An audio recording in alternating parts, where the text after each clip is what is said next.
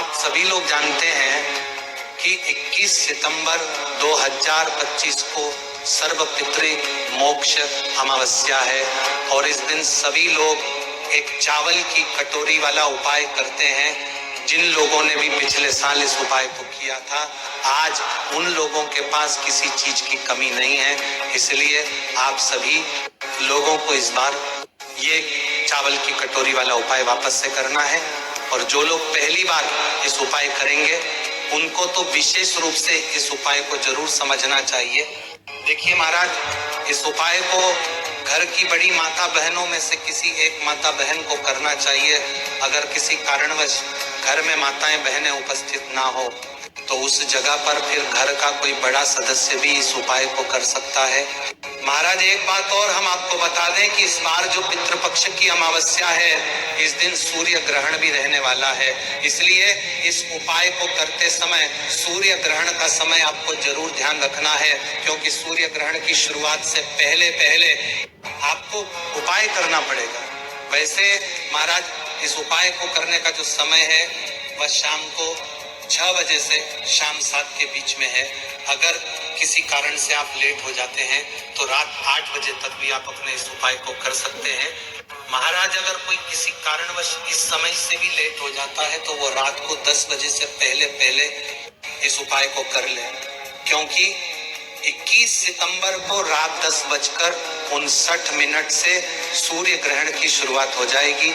इसलिए आप इस उपाय को जल्दी से जल्दी करने की कोशिश करें। देखिए महाराज, एक चावल की कटोरी वाले उपाय में आपको एक चीज तो समझ आ रही हो कि इस उपाय में हमें एक चावल की कटोरी लेना है। तो घर की बड़ी माता बहनों में से कोई भी एक माता बहन शाम को 6 बजे के बाद पितृ अमावस्या के दिन अपने घर के रसोई घर में से खाली कटोरी ले, उसके बाद उसमें अपने ही घर के रसोई घर से चावल भर लें। कटोरी के अंदर चावल आपको फुल भर लेना है और ये चावल आपको कच्चे लेने हैं। अब आपको इस चावल की कटोरी के बीचों बीच चावल के ऊपर एक कपूर का टुकड़ा रखना है। यहाँ पर कई सारी माताएं बहनें ये प्रश्न करती है कि ये कपूर का टुकड़ा कौन सा होना चाहिए। तो देखिए, बाजार में आपको 2 तरह का कपूर मिलता है, पहला टुकड़े वाला और दूसरा गोली वाला। तो जो कपूर आपको मिल जाए वो लेना है, पर जो भी कपूर हो वो असली होना चाहिए।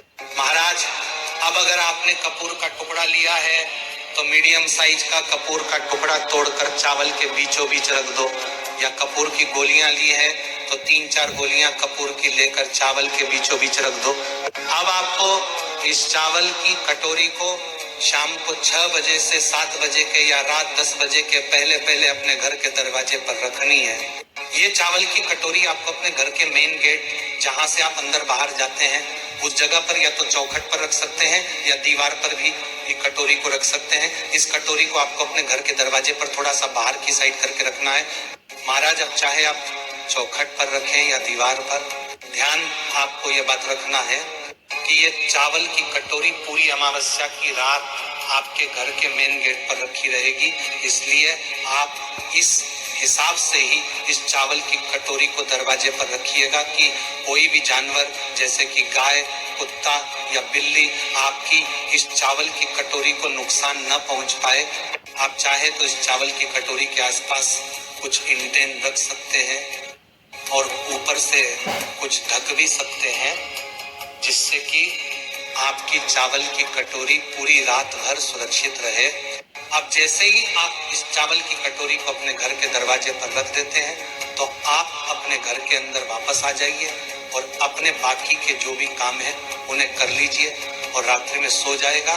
कोशिश करना कि ये उपाय आप तब करें जब आपके घर के सभी सदस्य आपके घर के अंदर उपस्थित हो और चावल की कटोरी को घर के दरवाजे पर रखने के बाद कोई भी सदस्य घर के बाहर न जाए।